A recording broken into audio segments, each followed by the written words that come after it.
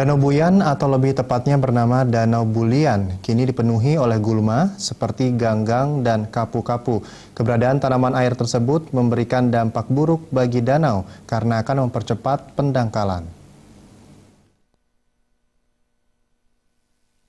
Dari 4 danau yang ada di Bali, 3 diantaranya saat ini mengalami masalah lingkungan, yakni Danau Beratan, Batur, dan Buyan atau Bulian. Keberadaan Danau Buyan paling parah.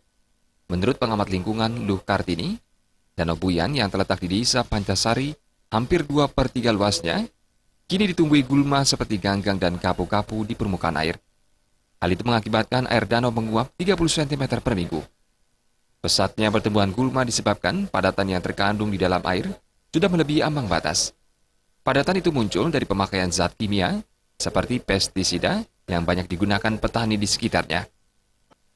Danau yang cekaman terkungkung seperti Danau Bulian, seperti semua danau yang ada di Bali itu tidak boleh ada KJA. Nah sekarang, itu supaya menjadi dan ini juga mendorong pertumbuhan gulma itu.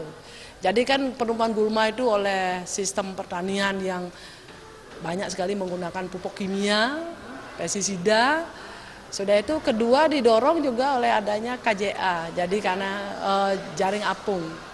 Jadi karena diberikan makan kan, jadi makanan itu juga menyuburkan danau.